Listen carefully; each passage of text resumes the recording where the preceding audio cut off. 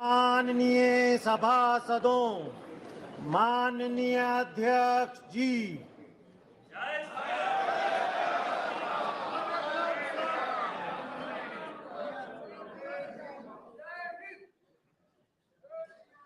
Item number 1, माननीय वित्त मंत्री Shrimati Nirmala Sitharaman.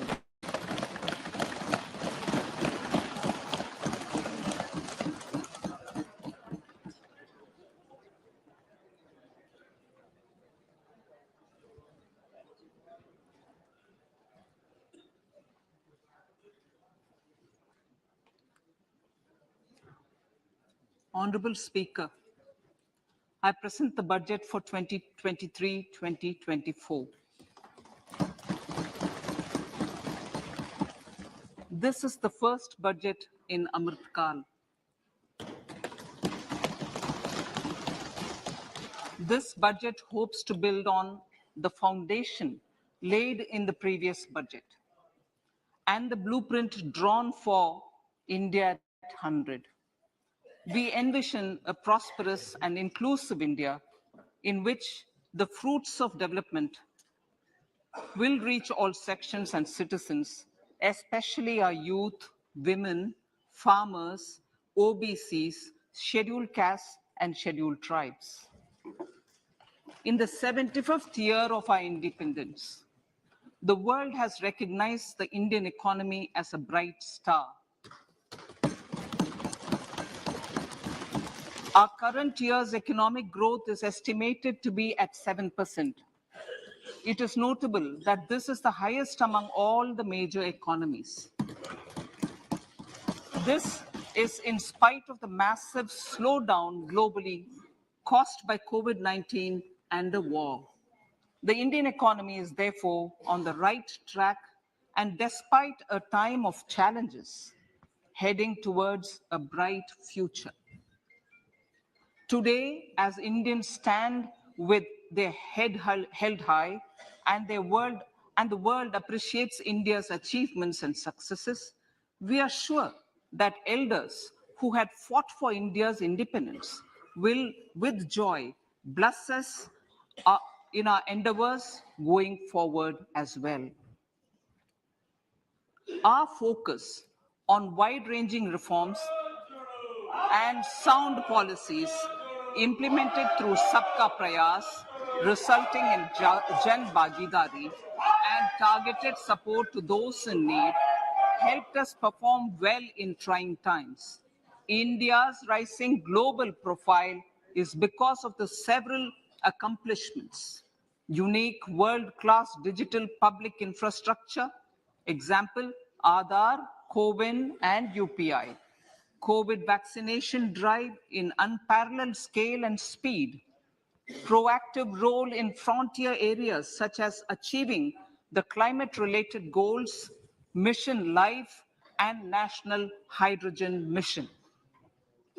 During the COVID-19 pandemic, we ensured that no one goes to bed hungry with a scheme to supply free food grains to over 80 crore persons for 28 months. Continuing our commitment to ensure food and nutritional security, we are implementing from 1st January 2023 a scheme to supply free food grain to all Antyodaya and priority households for the next 1 year. Under PM Garib Kalyan Anna Yojana, the entire expenditure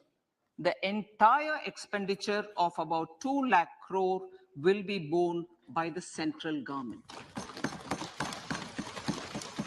In these times of global challenges, the G20 presidency gives us a unique opportunity to strengthen India's role in the world economic order. With the theme of Vasudhaiva Kutumbakam, we are steering an ambitious, people-centric agenda to address global challenges and to facilitate sustainable economic development.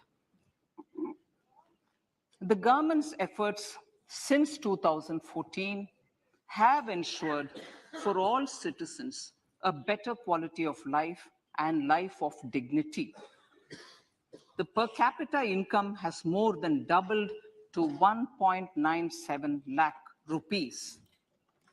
In these 9 years, the Indian economy has increased in size from being 10th to 5th largest in the world. We have significantly improved our position as well as a well-governed and innovative country with a conducive environment for business as reflected in several global indices.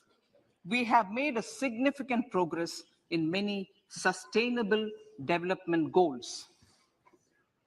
The economy has become a lot more formalized as reflected in the EPFO membership, more than doubling to 27 crore and rupees 7,400 crore digital payments of 126 lakh crore rupees through UPI in 2022. The efficient implementation of many schemes with universalization of targeted benefits has resulted in inclusive development. Some of the schemes are 11.7 crore household toilets under Swachh Bharat mission, which is achieved, 9.6 crore LPG connections under Ujjwala, 220 crore COVID vaccination of 102 crore persons, 47.8 crore PM Jan Dhan bank accounts, insurance cover for 44.6 crore persons under PM Suraksha Bima and PM Jeevan Jyoti Yojana, and cash transfer of 2.2 lakh crores of rupees to 11.4 crore to over 11.4 crore farmers under PM Kisan Samman Nidhi. Our vision for the Amrit Kal includes technology-driven and knowledge-based economy with strong public finances and a robust financial sector. To achieve this, Jan Bhagidari through Sabka Saath, Sabka Prayas is essential. The economic agenda for achieving this vision focuses on three things. First, facilitating ample opportunities for citizens, especially the youth, to fulfill their aspirations. Second, providing strong impetus to growth and job creation. And third, strengthening macroeconomic stability. To service these focus areas in our journey to India at 100, we believe that the following four opportunities can be transformative during Amrit Kal. Economic empowerment of women. Deen Dayal Antyodaya Yojana National Rural Livelihood Mission has achieved remarkable success by mobilizing rural women into 81 lakh self-help groups. We will enable these groups to reach the next stage of economic empowerment through formation of large producer enterprises or collectives, with each having several thousand members and managed professionally. They will be helped with raw materials supply and for better design, quality, branding, and marketing of their products. Through supporting these policies, they will be enabled to scale up their operations to serve the large consumer markets, as has been the case with the several startups growing into unicorns. PM Vishwakarma Kaushal Samman, PM Vikas. For centuries, traditional artisans and craftspeople who work with their hands using tools have brought renown for India. They're generally referred to as Vishwakarma. The art and the handicraft created by them represents the true spirit of Atmanirbhar Bharat. For the first time, A package of assistance for them has been conceptualized. The new scheme will enable them to improve the quality, scale, and reach of their products, integrating them with the MSME value chain. The components of the scheme will include not only financial support, but also access to advanced skill training, knowledge of modern digital techniques, and efficient green technologies, brand promotion, linkage with local and global markets, digital payments, and social security. This will greatly benefit the scheduled castes, scheduled tribes, OBCs, women, and people belonging to the weaker sections. Tourism. The country offers immense attraction for domestic as well as foreign tourists. There is a large potential to be tapped in tourism. The sector holds huge opportunities for jobs and entrepreneurship for youth in particular. Promotion of tourism will be taken up on mission mode with active participation of states, convergence of government programs, and public-private partnerships. Green growth. We are implementing many programs for green fuel, green energy, green farming, green mobility, green buildings, and green equipment, and policies for efficient use of energy across various economic sectors. These green growth efforts help in reducing carbon intensity of the economy and provides for large-scale green job opportunities.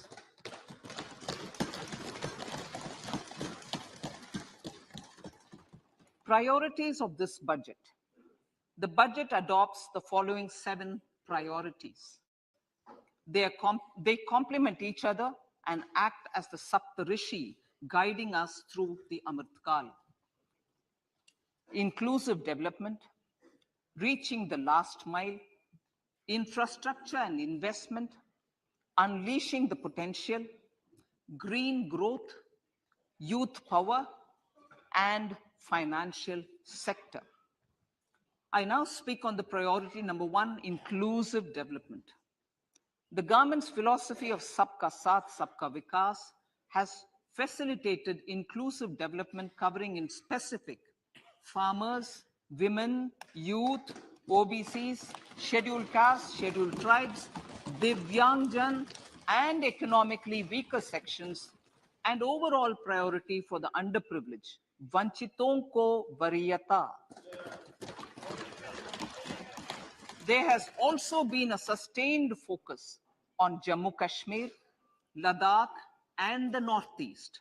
This budget builds on those efforts. Digital public infrastructure for agriculture. Digital public infrastructure for agriculture will be built as an open source, open standard, and interoperable public good. This will enable inclusive farmer-centric solutions through relevant information services for crop planning and health, improved access to farm inputs, credit and insurance, help for crop estimation, market intelligence, and support for growth of agri-tech industry and startups.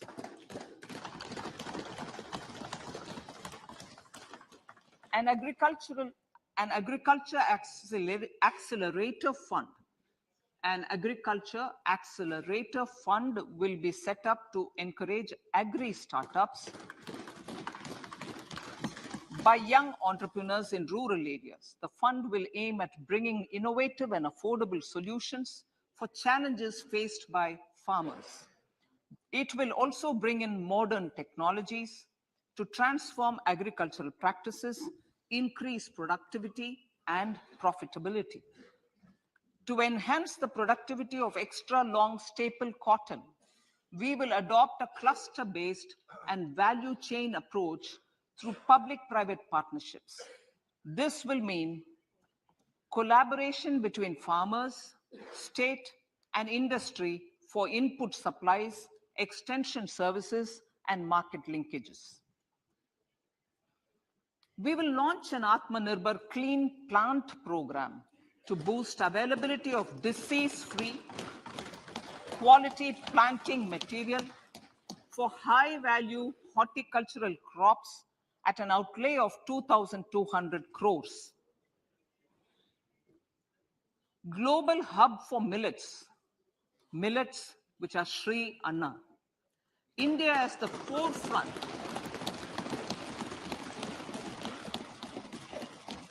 India's at the forefront of popularizing millets, whose consumption furthers nutrition, food security, and welfare of farmers, said the Honorable Prime Minister.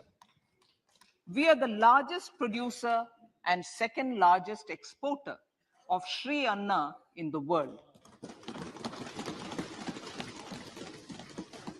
We grow several types of Sri Anna, such as Sri Anna Jowar, Sri Anna Ragi, Sri Anna Bajra, Sri Anna Kutu, Ramdana, Kangni, Kutni, Kutki, Kodo, China, and Sama.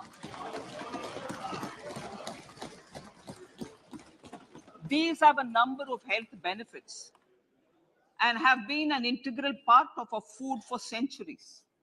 I acknowledge with pride the huge service done by small farmers in contributing to the health of fellow citizens by growing these Sri Anna. Now, to make India a global hub for Sri Anna, the Indian Institute of Millet Research, ideally Indian Institute of the Sri Anna Research, Hyderabad, will be supported as the center of excellence for sharing best practices, research, and technologies at the international level. The agricultural credit target will be increased to 20 lakh crores with focus on animal husbandry, dairy, and fisheries. We will launch a new sub-scheme of PM Matsya Sampada Yojana, which is an existing scheme, but we launch a new sub-scheme with targeted investment of 6,000 crores to further enable activities of fishermen, fish vendors, and micro and small entrepreneurs, improve value chain efficiencies, and expand the market. For farmers, especially small and marginal farmers and other marginalized sections, the government is promoting cooperative-based economic development model. A new Ministry of Cooperation was formed with a mandate to realize the vision of Sahkar Se Samriddhi. To realize this vision, the government has already initiated computerization of 63,000 primary agricultural credit societies with an investment of 2,560 crores, 2,516 crores. In consultation with all the stakeholders and the states, model bylaws for PACS were formulated, enabling them to become multi-purpose PACS.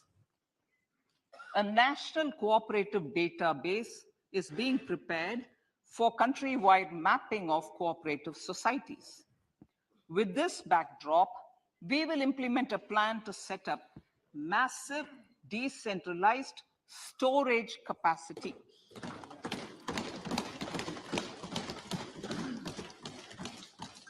This will help farmers store their produce and realize remunerative prices through sale at appropriate times. The government will also facilitate setting up of a large number of multi-purpose cooperative societies, primary fishery societies, and dairy cooperative societies in uncovered panchayat and villages in the next 5 years.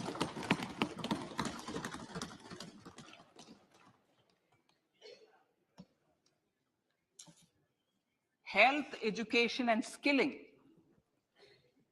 157 new nursing colleges will be established in co-location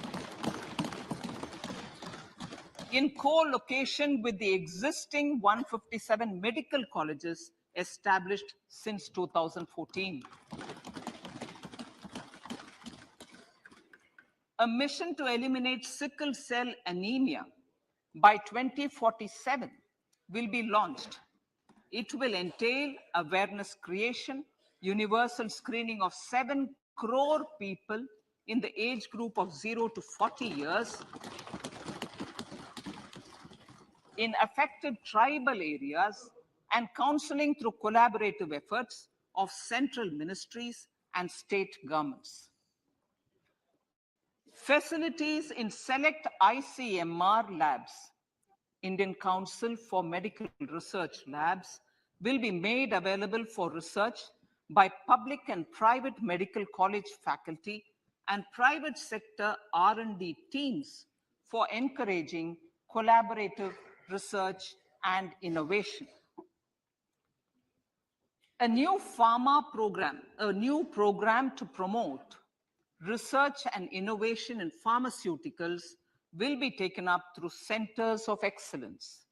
We shall also encourage industry to invest in research and development in specific priority areas.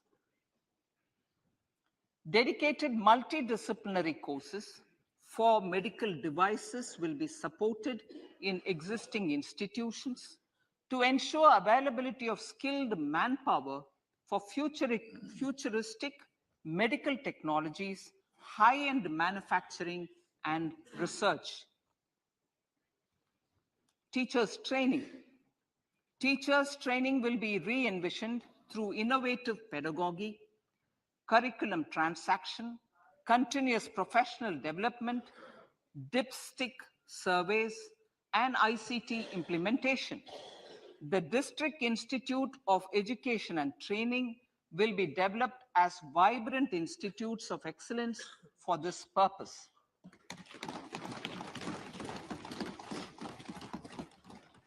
National Digital Library for Children and Adolescents.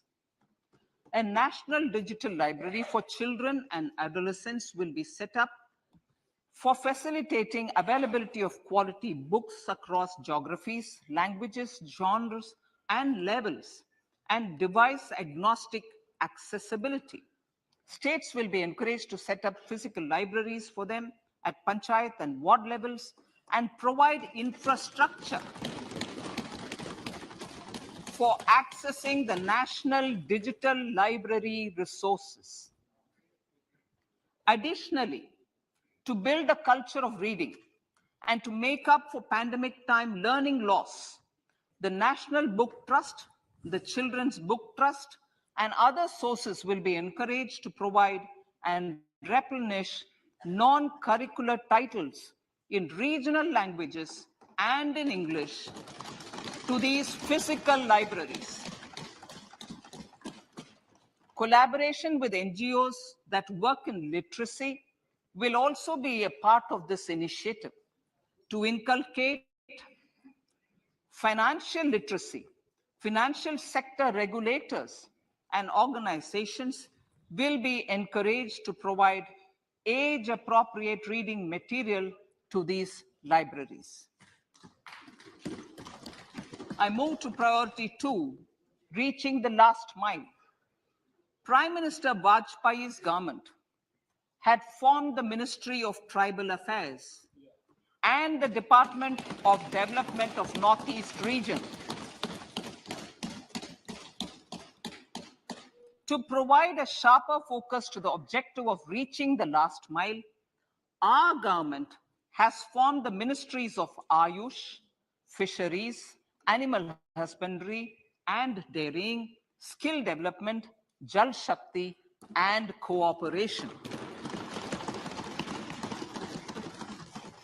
Building on the success of the Aspirational Districts program, the government has recently launched the Aspirational Blocks program, covering 500 blocks for saturation of essential government services across multiple domains such as health, nutrition, education, agriculture, water resources, financial inclusion, skill development, and basic infrastructure.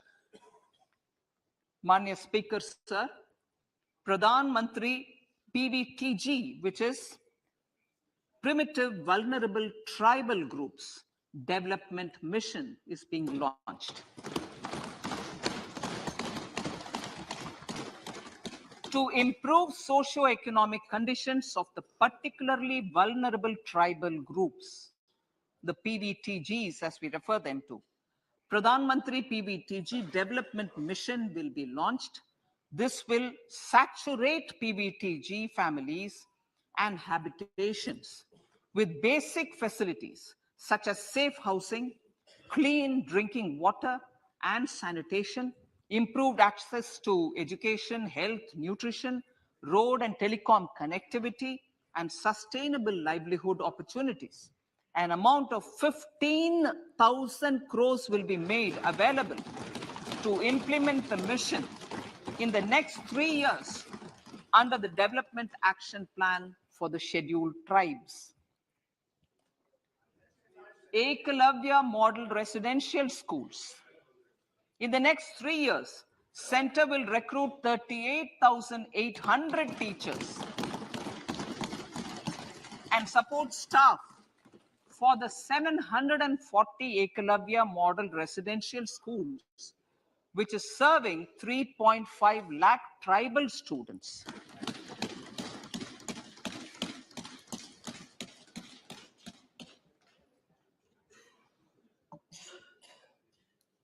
In the drought-prone central regions of Karnataka, central assistance of 5,300 crore will be given to Upper Bhadra project to provide sustainable micro irrigation and filling up of surface tanks for drinking water. PM Awas Yojana. The outlay for PM Awas Yojana is being enhanced by 66% to over 79,000 crores. Bharat Shared Repository of Inscriptions will be set up in a digital epigraphy museum with digitization of 1 lakh ancient inscriptions in the first stage. Support for poor prisoners. For poor persons who are in prisons and unable to afford the penalty or the bail amount, required financial support will be provided.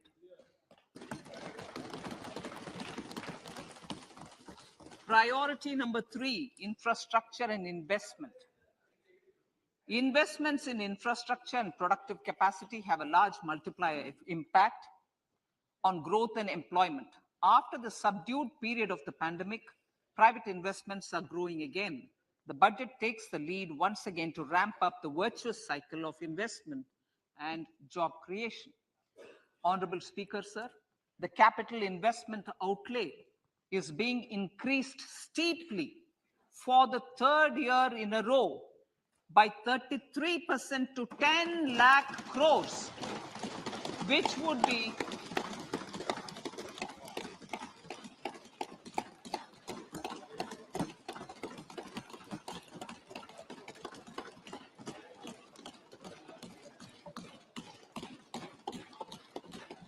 which would be 3.3% of GDP.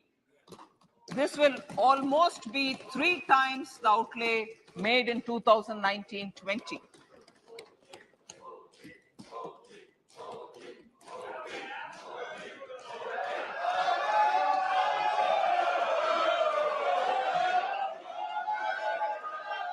This substantial increase in recent years is central to the government's efforts to enhance growth potential and job creation, crowd in private investments, and provide a cushion against global headwinds.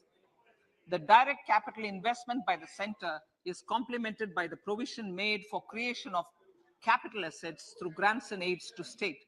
The effective capital expenditure of the center is budgeted at 13.7 lakh crore rupees, which will be 4.5% of GDP. Support to state governments for capital investment. I have decided to continue the 50-year interest-free loan to state governments for one more year to spur investment in infrastructure and to incentivize them for complementary policies actions with a significantly enhanced outlay of 1.3 lakh crores. The newly established Infrastructure Finance Secretariat will assist all stakeholders for more private investment in infrastructure, including railways, roads, urban infrastructure, and power, which are predominantly depend on public resources. The harmonized master list of infrastructure will be reviewed by an expert committee for recommending the classification and financing framework suitable for Amartkal. A capital outlay, I'm talking about railways now, sir, Honorable Speaker, railways. A capital outlay of 2.40 lakh crores has been provided for the railways.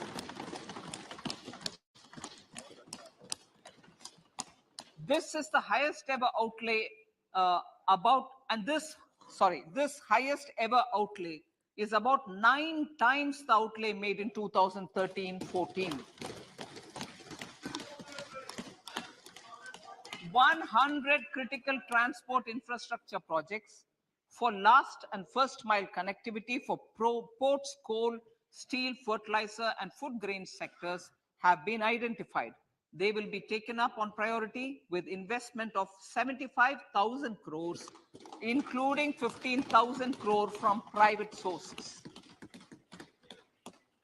50 additional airports, heliports, water aerodromes, and advanced landing grounds will be revived for improving regional air connectivity.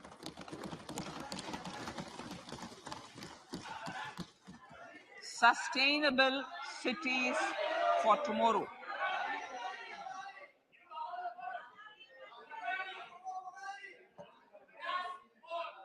States and cities will be encouraged to undertake urban planning reforms and actions to transform our cities into sustainable cities of tomorrow. This means efficient use of land resources, adequate resources for urban infrastructure, transit-oriented development, enhanced availability and affordability of urban land and opportunities for all. Through property tax governance reforms and ring-fencing user charges on urban infrastructure, cities will be incentivized to improve their creditworthiness for municipal bonds. Like the RIDF, an Urban Infrastructure Development Fund will be established through use of priority sector lending shortfall. This will be managed by the National Housing Bank and will be used by public agencies to create urban infrastructure in Tier 2 and Tier 3 cities. States will be encouraged to leverage resources from the grants of the 15th Finance Commission, as well as existing schemes, to adopt appropriate user charges while accessing the UIDF. We expect to make available 10,000 crore rupees per annum for this purpose. All cities and towns will be enabled for 100% mechanical desludging of septic tanks and sewers to transition from manhole to machine hole mode.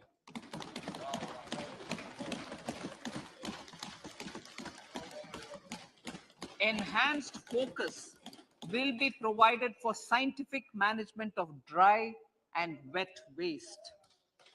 Honorable Speaker, sir, our Prime Minister had said, good governance is the key to a nation's progress.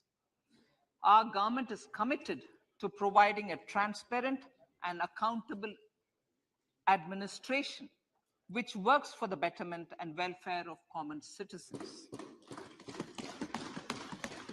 Mission Karma Yogi.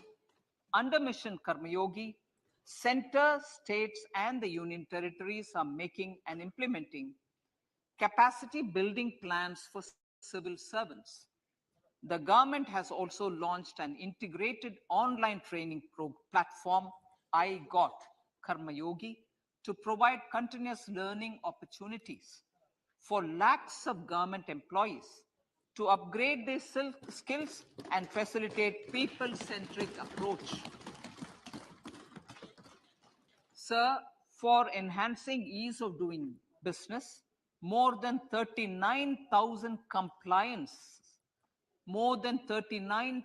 compliances have been reduced and more than 3,400 legal provisions have been decriminalized. For furthering the trust-based governance, we have introduced the Jan Vishwas Bill to amend 42 central acts. This budget proposes a series of measures to unleash the potential of our economy. Centers of Excellence for Artificial Intelligence. For realizing the vision of Make AI in India and Make AI Work for India, 3 centers of excellence for artificial intelligence will be set up in top educational institutions. Leading industry players will partner in conducting interdisciplinary research, develop cutting-edge applications, and scalable problem solutions in the areas of agriculture, health, and sustainable cities. This will galvanize an effective AI ecosystem and nurture quality human resources in the field. National Data Governance Policy to unleash innovation and research by startups and academia. A national data governance policy will be brought out. This will enable access to anonymized data. The KYC process will be simplified, adopting a risk-based instead of one-size-fits-all approach. The financial sector regulators will also be encouraged to have a KYC system fully amenable to meet the needs of digital India. One-stop solution for identity and address updating.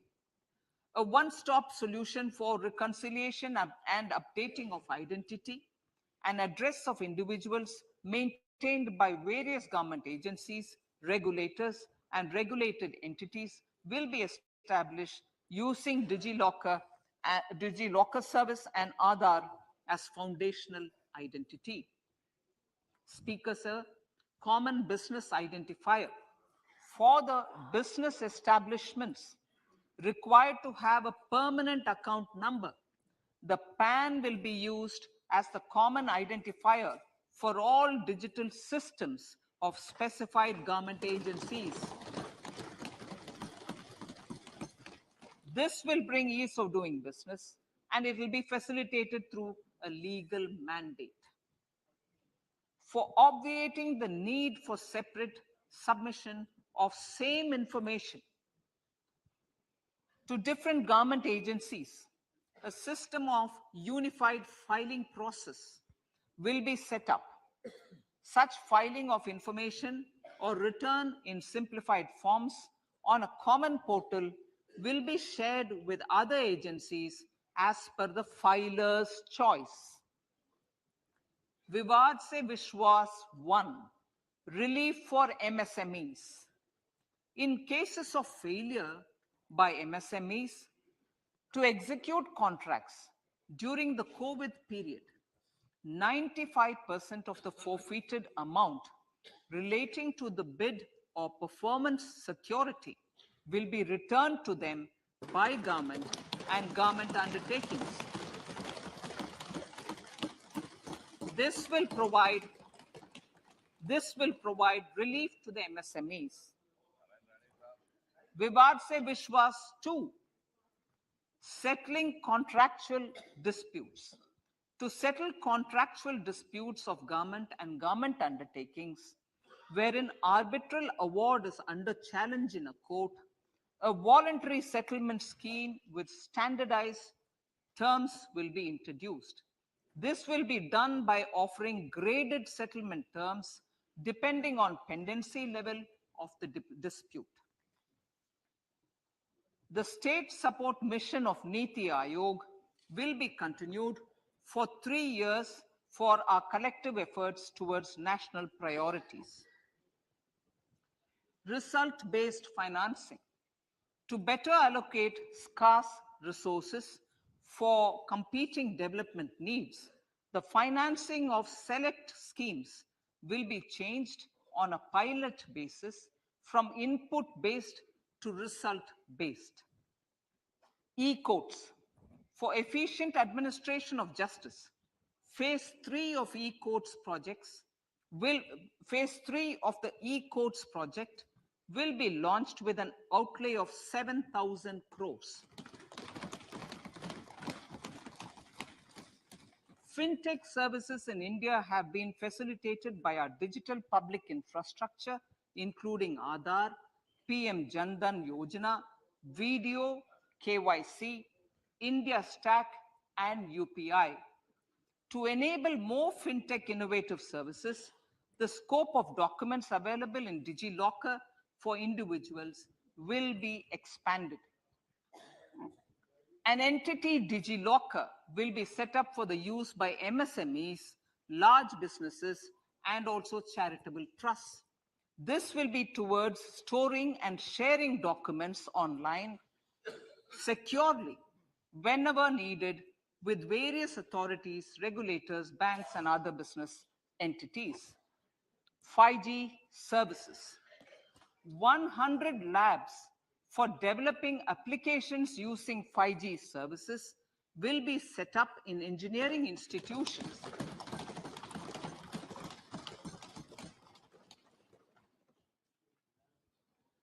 To realize a new range of opportunities, business models, and employment potential. The labs will cover, among others, applications such as smart classrooms, precision farming, intelligent transport systems, and healthcare applications. Lab-grown diamonds. Lab-grown diamonds is a technology and innovation-driven emerging sector with high employment potential. These environment-friendly diamonds, which have optically and chemically the same properties as natural diamonds. To encourage indigenous production of LGD, lab-grown diamond seeds and machines, and to reduce import dependency, a research and development grant will be provided to one of the IITs for 5 years. To reduce the cost of production, a proposal to review the custom duty on LGD seeds will be indicated in Part B of the speech. I come to the fifth priority, Honorable Speaker, sir, green growth. Honorable Prime Minister has given a vision for life or lifestyle for environment to spur a movement of environmentally conscious lifestyle. India is moving forward firmly for the Panchamrit, the net zero carbon emission by 2070 to usher in green industrial and economic transition. This budget builds on our focus on green growth. The recently launched National Green Hydrogen Mission, with an outlay of 19,700 crores, will facilitate transition of the economy to low carbon intensity, reduce dependence on fossil fuel imports, and make the country assume technology and market leadership in this sunrise sector. Our target is to reach an annual production of 5 MMT by 2030. Energy transition. This budget provides for 35,000 crores for priority capital investment towards energy transition and net zero objectives and energy security by Ministry of Petroleum and Natural Gas. To steer the economy on sustainable development path, battery energy storage systems with capacity of 4,000 MWH will be supported with viability gap funding. A detailed framework for pumped storage projects will also be formulated. Renewable energy evacuation. The interstate transmission system for evacuation and grid integration of 13 gigawatt renewable energy from Ladakh will be constructed with investment of 20,700 crore, including central support of 8,300 crores. Green Credit Program. For encouraging behavioral change, a green credit program will be notified under the Environment Protection Act. This will incentivize environmentally sustainable and responsive actions by companies, individuals, and local bodies, and help mobilize additional resources for such activities.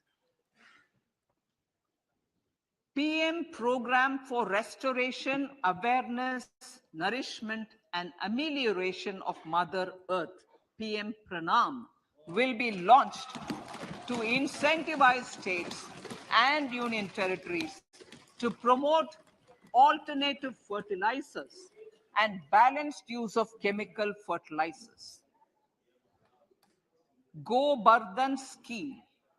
500 new waste to wealth plants under Gobardhan, galvanizing organic bio-agro resources done. Gobardhan scheme will be established for promoting circular economy.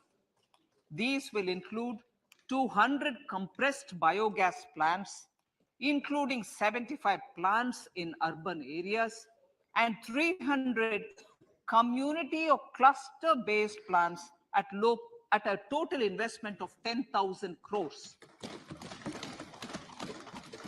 I will refer to this in Part B also. In due course, a 5% CBG mandate will be introduced for all organizations marketing natural and biogas. For collection of biomass and distribution of biomanure, appropriate fiscal support will also be provided. Bharatiya Prakritik Kheti Bio Input Resource Centers. Over the next 3 years, we will facilitate 1 crore farmers to adopt natural farming. For this, Honorable Speaker, 10,000 bio input resource centers will be set up, creating a national level distributed micro fertilizer and pesticide manufacturing network. Mishti.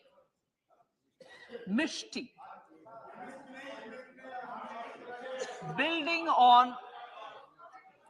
on India's success in afforestation, mangrove initiative for shoreline habitats and tangible incomes, Mishti, will be taken up for mangrove plantation along the coastline and on salt pan lands wherever feasible through convergence between Manrega, Campa Fund and other sources.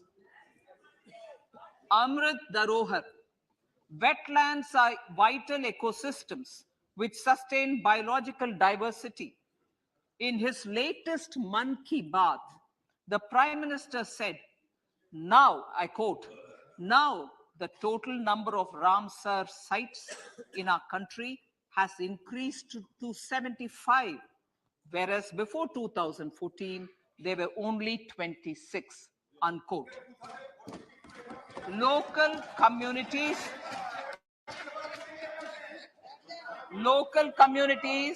have always been at the forefront of conservation efforts.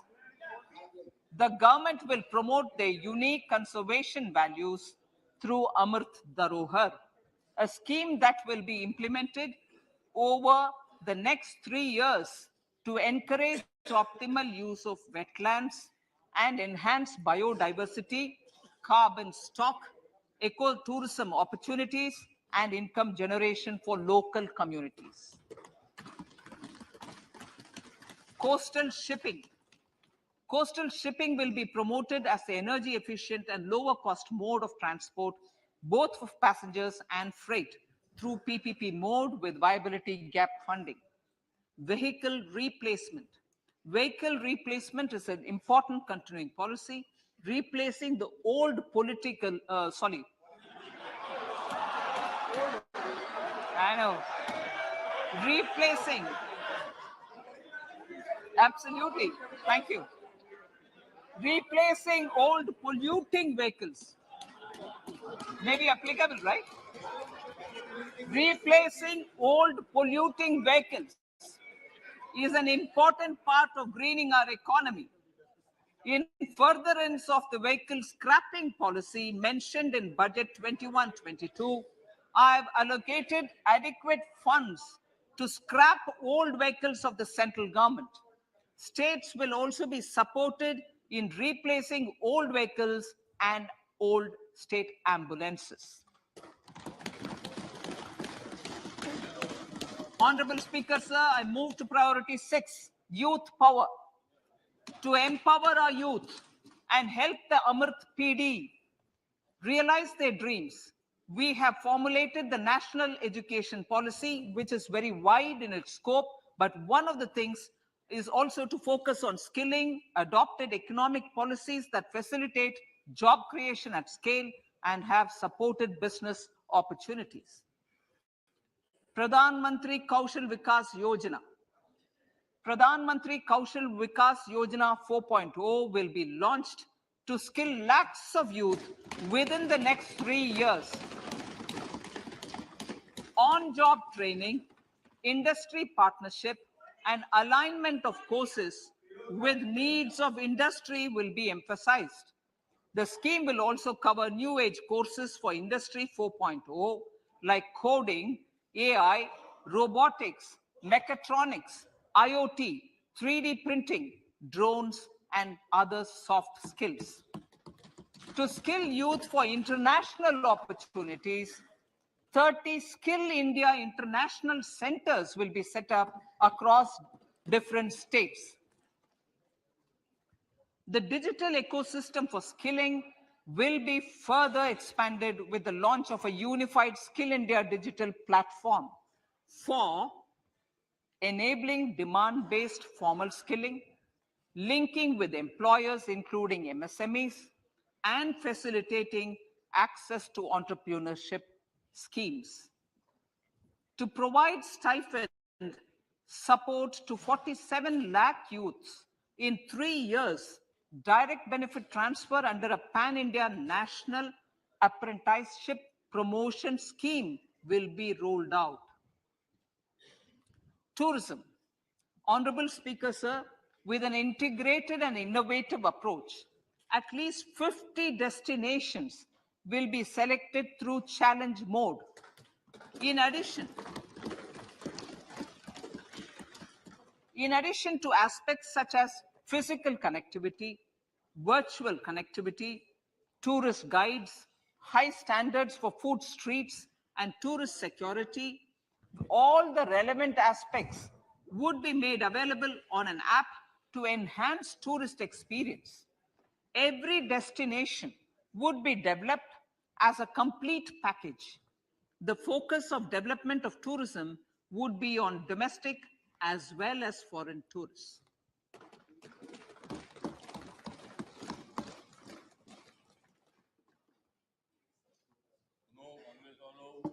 Sector-specific skilling and entrepreneurship development will be dovetailed to achieve the objectives of Dekho Apna Desh initiative. This was launched as an appeal by the Honorable Prime Minister to the middle class to prefer domestic tourism over international tourism. The integrated development of theme-based tourist circuits, the Swadesh Darshan scheme, was also launched. under the Vibrant Villages program, tourism infrastructure and amenities will be facilitated in border villages. Unity Mall. States will be encouraged to set up a Unity Mall in their state capital or most prominent tourism center or the financial capital for promotion and sale of their one district, one product and GI products and other handicraft products, and for providing space for such products of all other states as well. Sir, priority number 7, financial sector. Our reforms in the financial sector and innovative use of technology have led to financial inclusion at scale, better and faster service delivery, ease of access to credit, and participation in financial markets. This budget proposes to further these measures. Credit guarantee for MSMEs. Last year, I proposed revamping of the credit guarantee scheme for the MSMEs. I am happy to announce that the revamped scheme will take effect from 1st April 2023 through infusion of 9,000 crores in the corpus. This will enable additional collateral-free guaranteed credit of 2 lakh crores of rupees. Further, the cost of credit will be reduced by about 1%. A national financial information registry will be set up to serve as a central repository of financial and ancillary information. This will facilitate efficient flow of credit, promote financial inclusion, and foster financial stability. A new legislative framework will govern this credit public infrastructure and will be designed in consultation with the RBI. To meet the needs of Amritkal and to facilitate optimum regulation in the financial sector, public consultation, as necessary and feasible, will be brought to the process of regulation making and issuing subsidiary directions. To simplify, to ease, and to reduce cost of compliance, financial sector regulators will be requested to carry out a comprehensive review of existing regulations. For this, they will consider suggestions from public and regulated entities. Time limits to decide the application under various regulations will also be laid down. Honorable Speaker, sir, to enhance business activities in GIFT IFSC, the following measures will be taken. Delegating powers under the SEZ Act to the IFSCA to avoid dual regulation. Setting up a single window IT system for registration and approval of IFSCA, SEZ authorities, GSTN, RBI, SEBI, and IRDAI. Permitting acquisition financing by IFSC banking units of foreign banks. Establishing a subsidiary of Exim Bank for trade refinancing. Amending IFSCA Act for statutory provisions for arbitration, ancillary services, and avoiding dual regulation under the SEZ Act, and recognizing offshore derivative instruments as valid contracts. Honorable Speaker, sir, data embassy. For countries looking for digital continuity solutions, we will facilitate setting up of their data embassies in GIFT IFSC.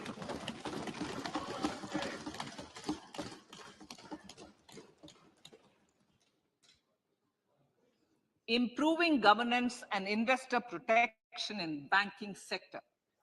To improve bank governance and enhance investors' protection, certain amendments to the Banking Regulation Act, the Banking Companies Act, and the Reserve Bank of India Act are being proposed. Capacity building in securities market. Honorable Speaker, sir, to build capacity of functionaries and professionals in the securities market, SEBI will be empowered to develop, regulate, maintain, and enforce norms and standards for education in the National Institute of Securities Markets and to recognize award of degrees, diplomas, and certificates. A central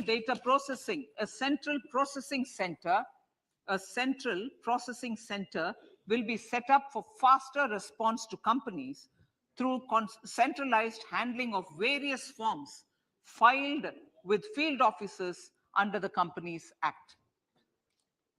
Reclaiming of shares and dividends. For investors to reclaim unclaimed shares and unpaid dividends from the Investor Education and Protection Fund Authority with ease, from the Investor Education and Protection Fund Authority with ease, an integrated IT portal will be established. Digital payments continue to find wide acceptance. In 2022, they show an increase of 76% in transaction and 91% in value. Fiscal support for this digital public infrastructure will continue in 2023-2024. Azadi Ka Amrit Mahotsav, Mahila Samman Bachat Patra. For commemorating Azadi Ka Amrit Mahotsav, a one-time new small savings scheme, Mahila Samman Savings Patra or Savings Certificate, Mahila Samman Savings Certificate will be made available for a 2-year period up to March 2025.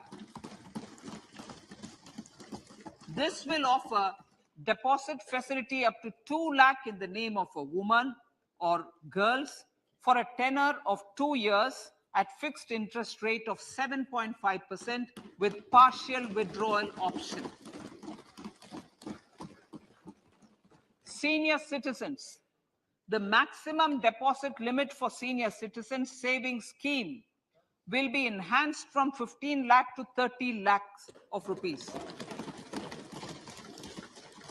The maximum deposit limit for monthly income account scheme will be enhanced from 4.5 lakh to 9 lakh for single account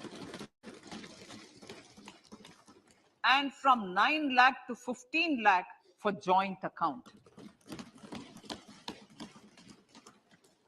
Honorable Speaker, sir, fiscal management. 50 years interest-free loan to states. The entire 50-year loan to states has to be spent on capital expenditure within 2023-24. Most of this will be at the discretion of the states, but a part will be conditional on states increasing their actual capital expenditure. Parts of the outlay will also be linked to or allocated for the following purposes: scrapping old government vehicles, urban planning reforms and actions, financing reforms in urban local bodies to make them credit-worthy for municipal bonds, housing for police personnel above or as part of the police station, constructing unity malls, children and adolescent libraries and digital infrastructure, and state share of capital expenditure of central schemes. Honorable Speaker, sir, fiscal deficit of states. States will be allowed a fiscal deficit of 3.5% of GSDP, of which 0.5% will be tied to power sector reforms. Revised estimates 2022 to 2023. The revised estimate, Honorable Speaker, sir, of the total receipts other than borrowing is 24.3 lakh crores, of which the net tax receipts are 20.9 lakh crores. The revised estimate of the total expenditure is 41.9 lakh crores of rupees, of which the capital expenditure is about 7.3 lakh crores. The revised estimate of the fiscal deficit is 6.4% of GDP, adhering to the budget estimate. So budget estimates of 2023-24.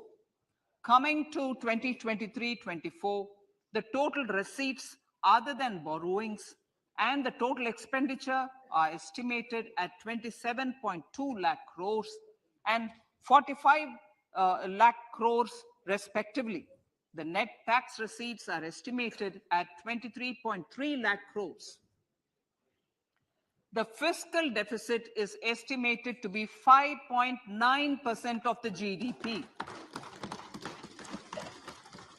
In my budget speech for 21-22, I had announced that we plan to continue the path of fiscal consolidation, reaching a fiscal deficit of below 4.5% by 2025-26, with a fairly steady decline over the period. We have adhered to this path, and I reiterate my intention to bring the fiscal deficit below 4.5% of GDP by 2025-26. To finance the fiscal deficit in 2023-24, the net market borrowings from dated securities are estimated at 11.8 lakh crores. The balance financing is expected to come from small savings and other sources. The gross market borrowings are estimated at 15.43 lakh crores of rupees. Honorable Speaker, sir, I now move to Part B.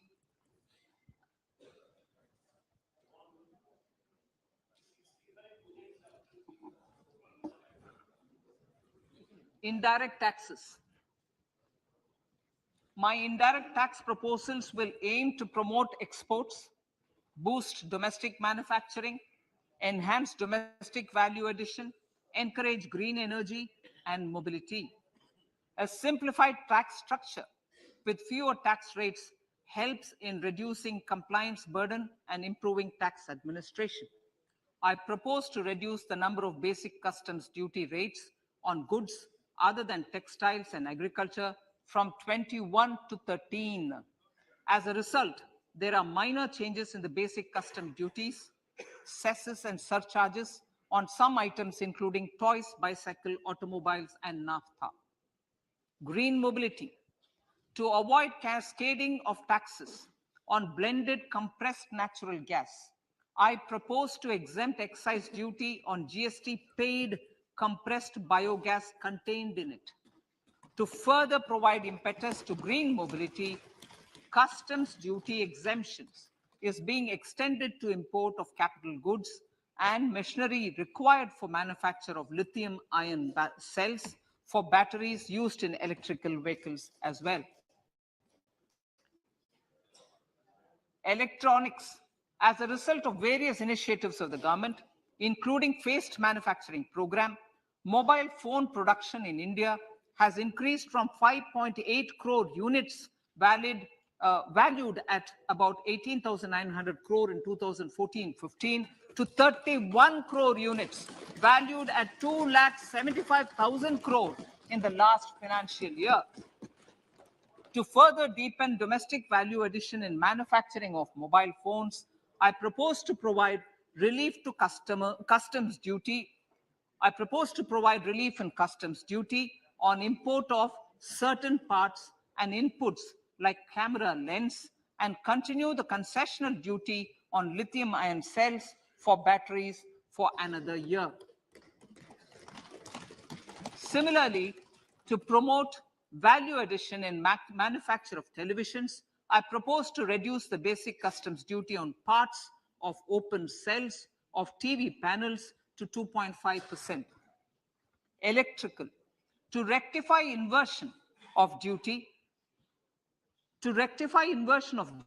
structure and encourage manufacturing of electric kitchen chimneys, the basic custom duty on electric kitchen chimney is being increased from 7.5% to 15%, and that on heat coils for these is proposed to be reduced from 20% to 15%. chemicals and petrochemicals. Denatured ethyl alcohol is used in chemical industry. I propose to exempt basic customs duty on it. This will also support the ethanol blending program and facilitate an endeavor for energy transition.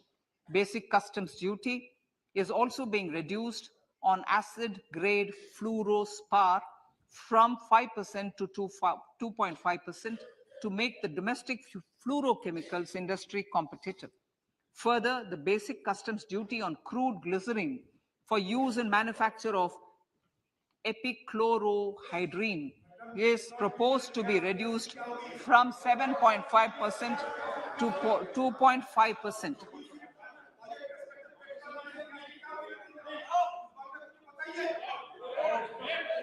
Marine products.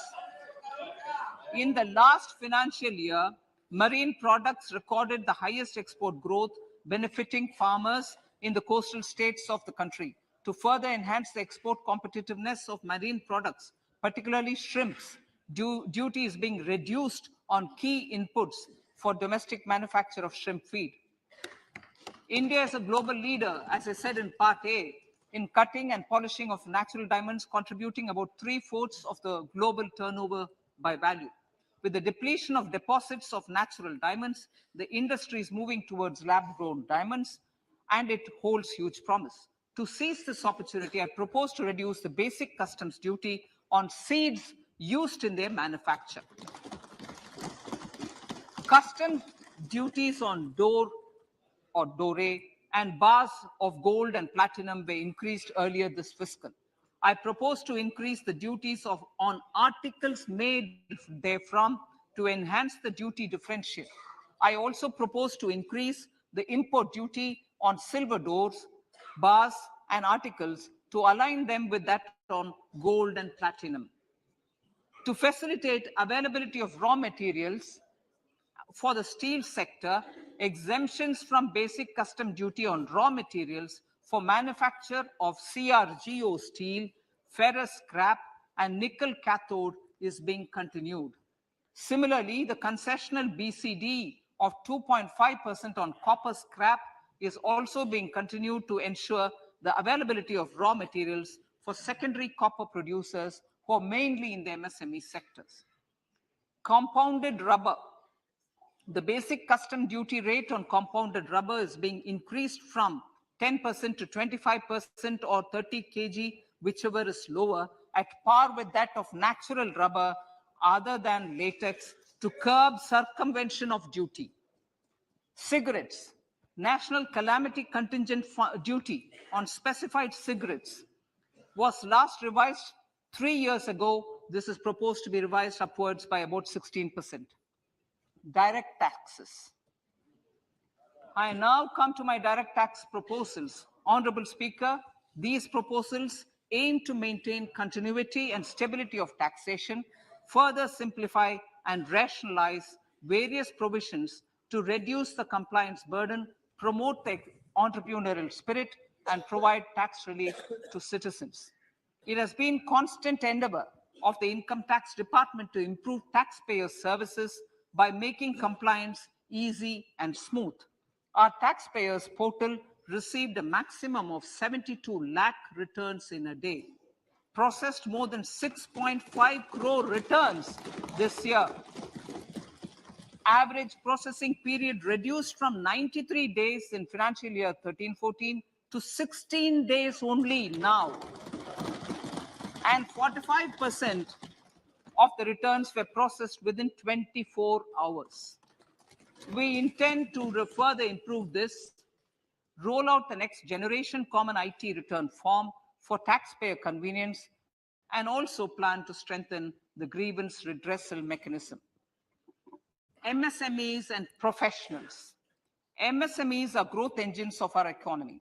Micro enterprises with turnover up to 2 crore of rupees and certain professionals with turnover of up to 50 lakh rupees can avail the benefit of presumptive taxation.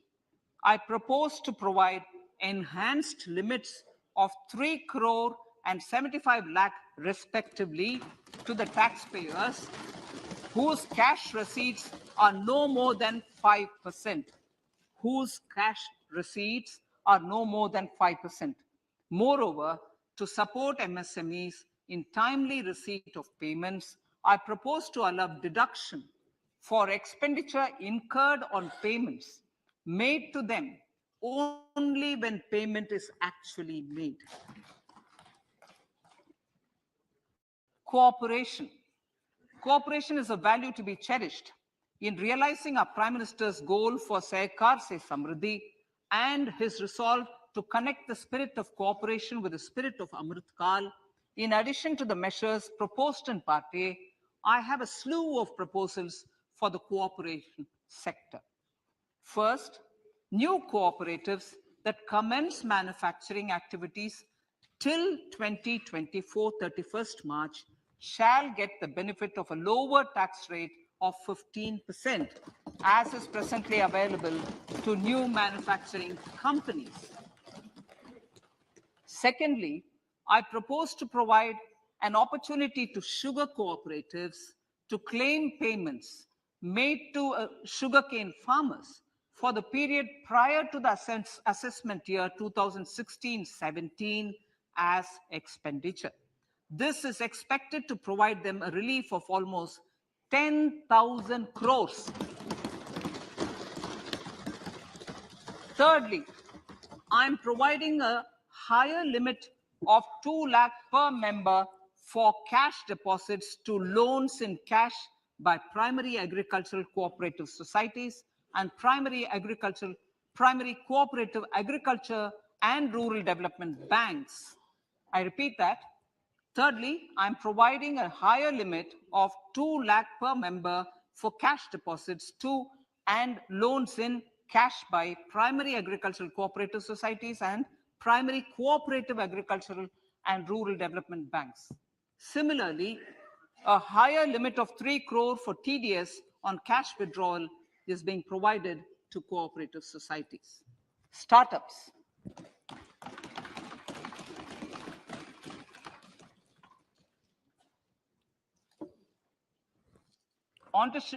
Entrepreneurship is vital for a country's economic development. We have taken a number of measures for startups and they have borne results. India is now the third largest ecosystem for startups globally and ranks second in innovation quality among middle-income countries. I propose to extend the date of incorporation for income tax benefits to startups from 31/3/2023 to 31/3/2024. I further propose to provide the benefit of carry forward of losses on change of shareholding of startups from 7 years of incorporation to 10 years.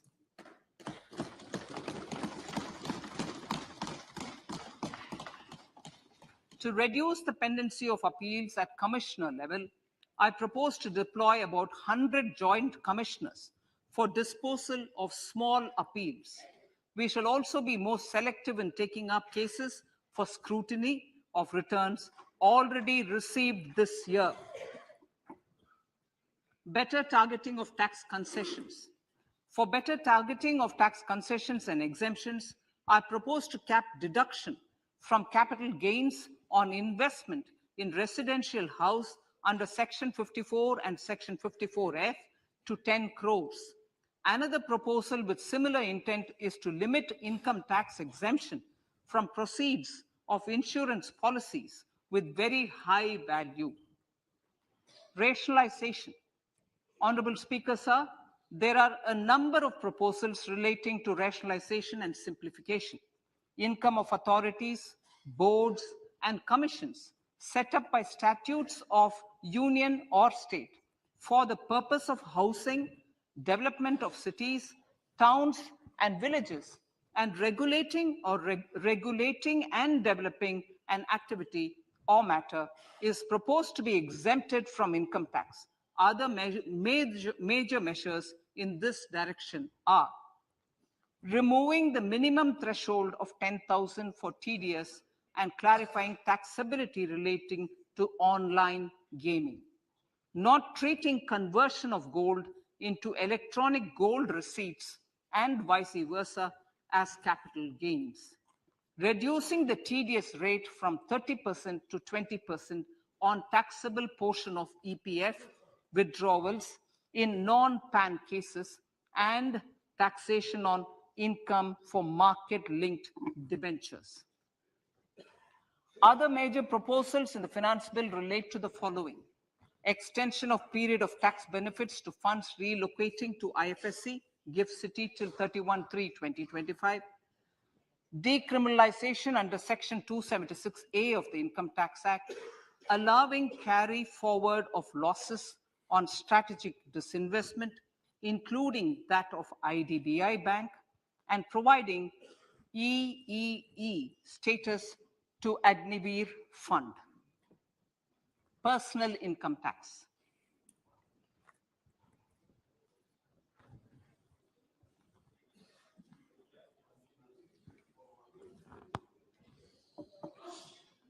Now I come to what everyone is waiting for. Personal income tax. I have 5 major announcements to make in this regard. These primarily benefit our hard-working middle class. The first one concerns rebate. Currently, those with income up to 5 lakh do not pay any income tax in both old and new regimes. I propose to increase the rebate limit to 7 lakhs in the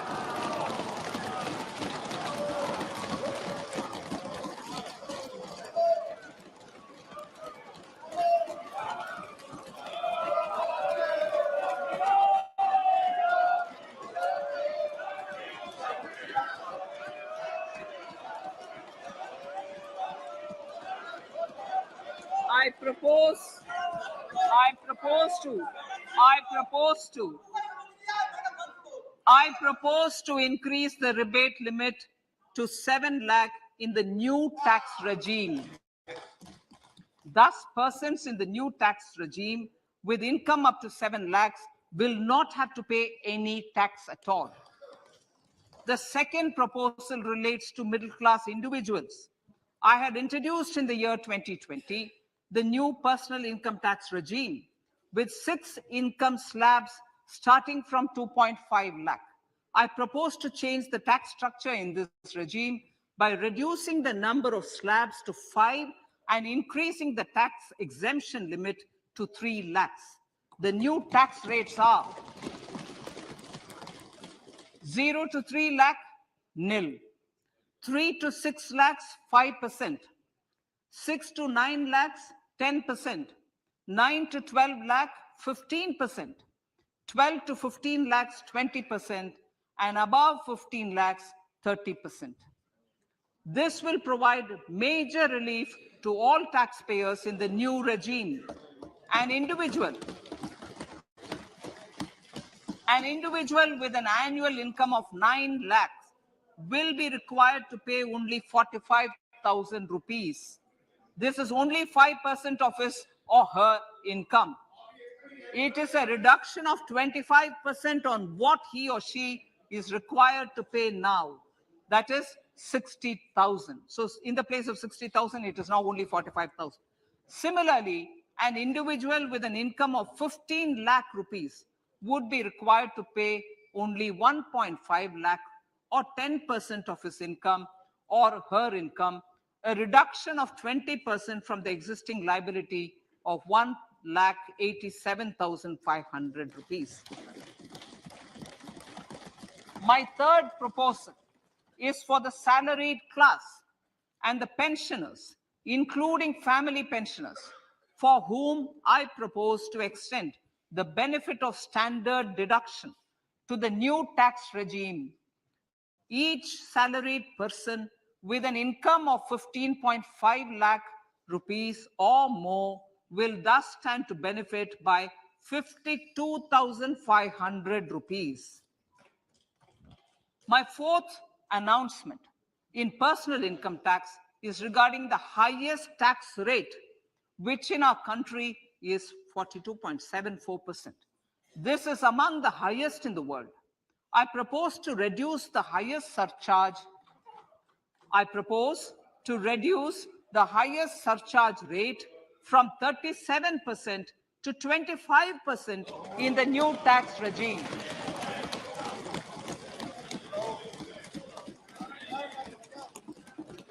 This would result in reduction of the maximum rate.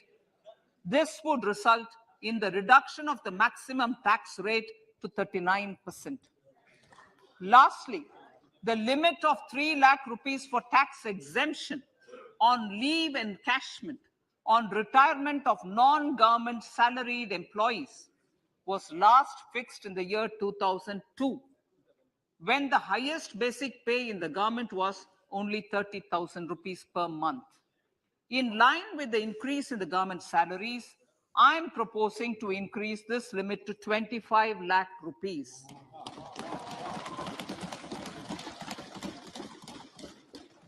We are also making the new income tax regime as the default tax regime. However, citizens will continue to have the option to avail the benefit of the old tax regime.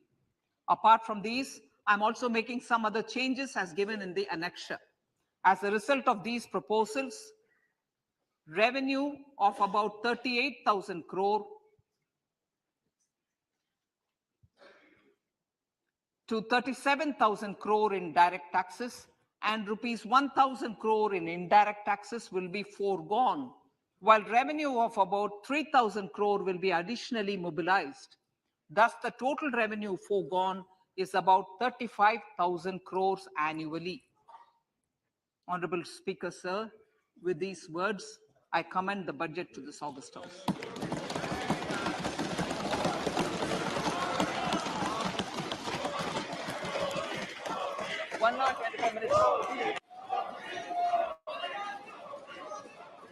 Item number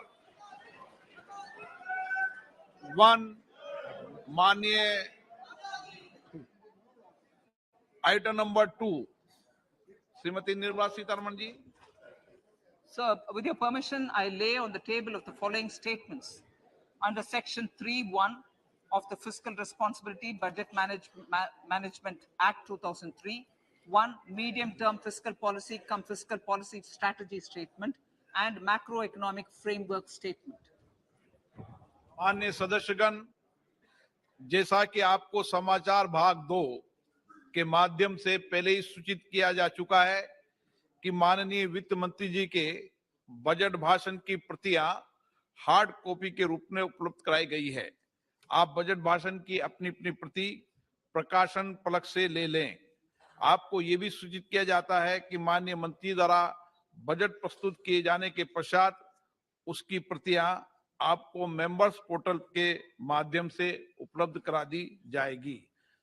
item number 3 माननीय मंत्री जी, वित्त मंत्री जी.